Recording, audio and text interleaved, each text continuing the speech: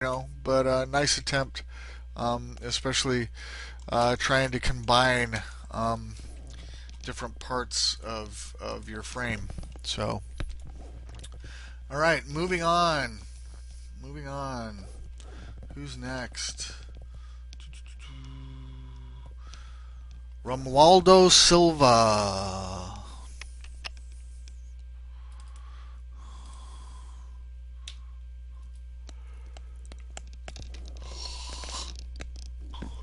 All right. So, um,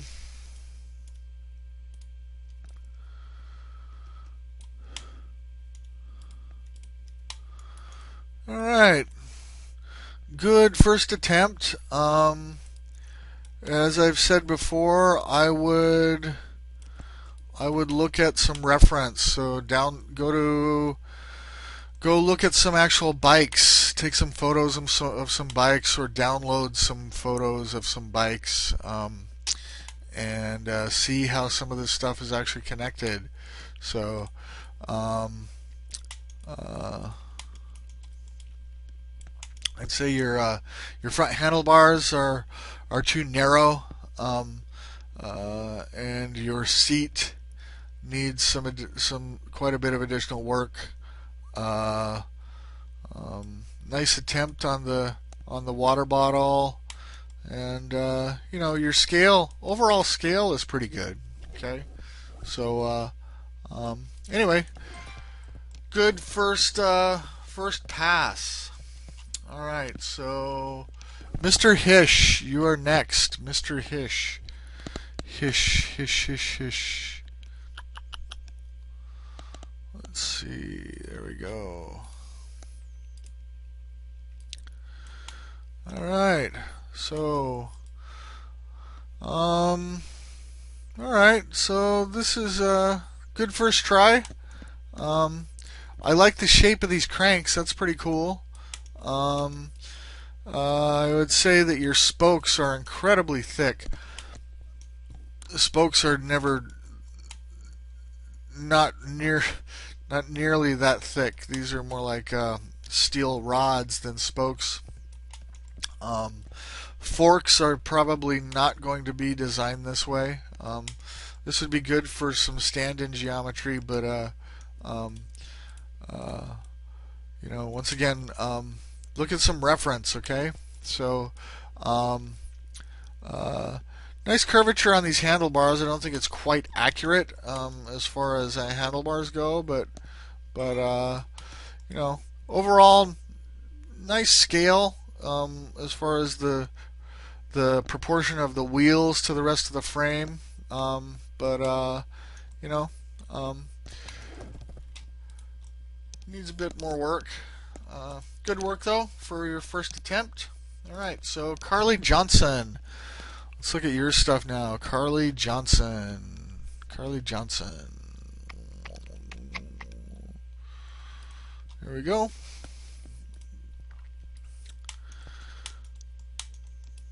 Okay.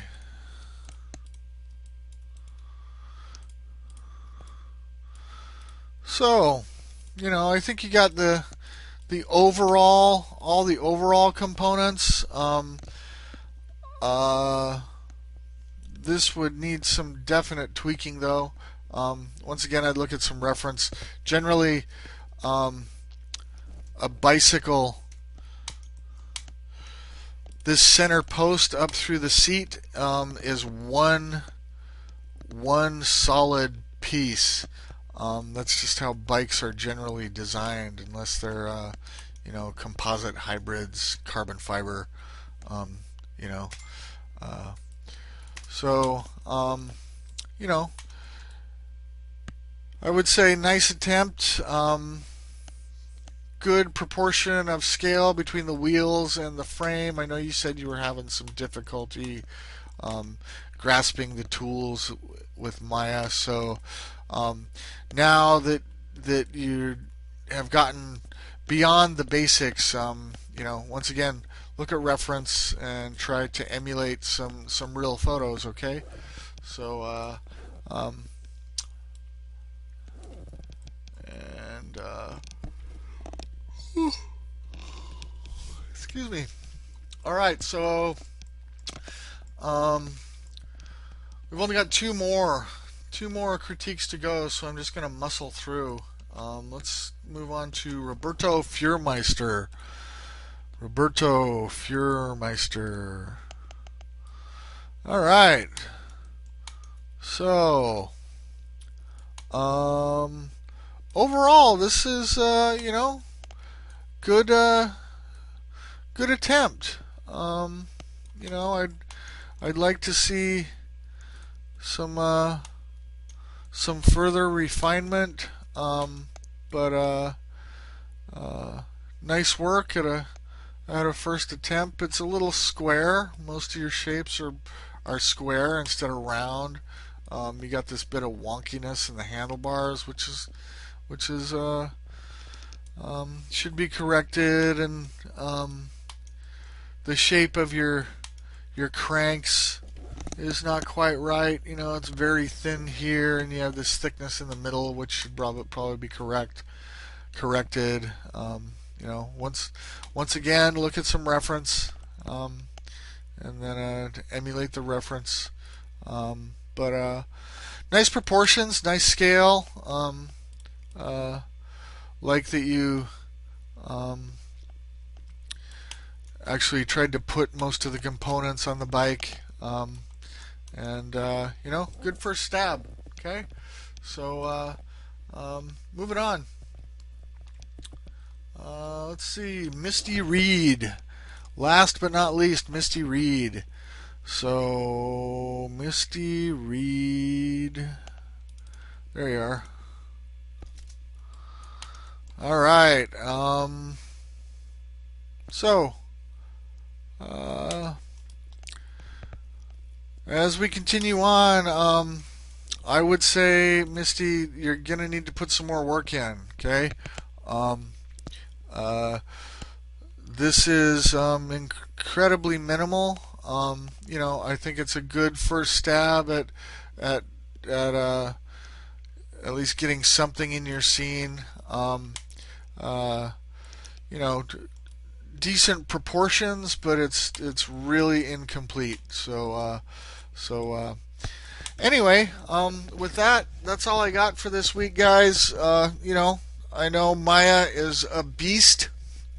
Um, I would actually say that it takes a minimum of 2 years to become good at using Maya, and by good I mean just proficient at a mid at a at a at a median level.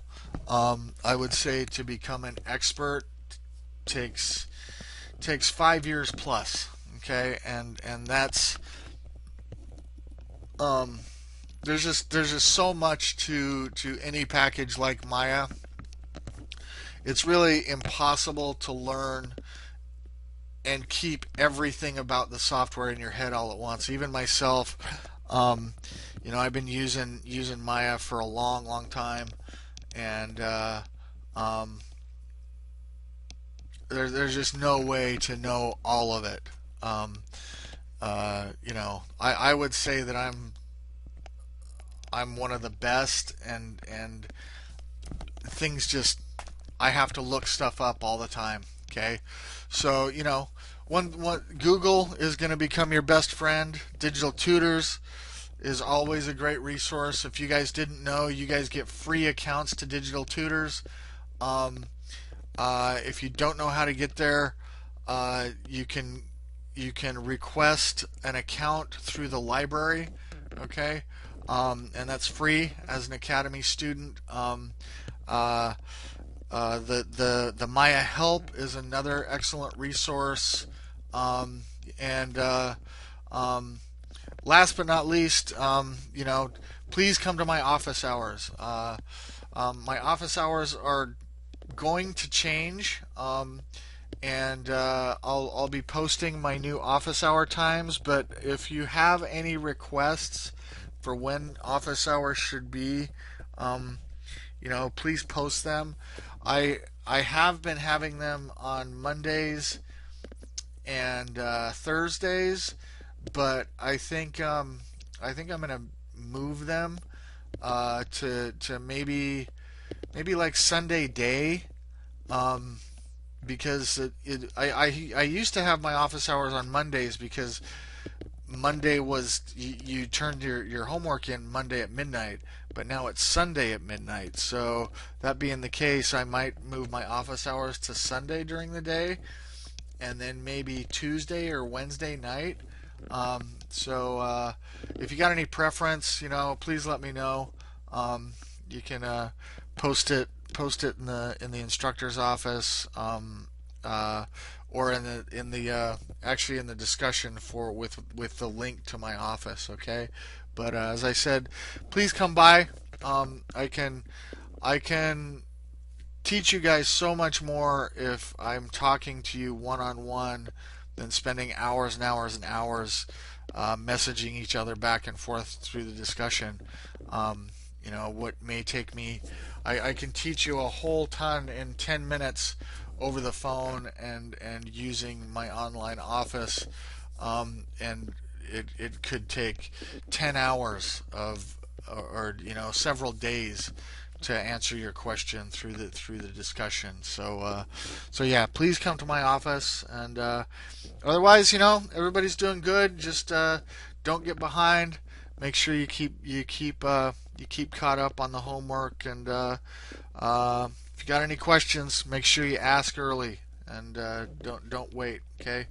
Um, and otherwise, thanks guys, and we'll talk to you next week. See ya.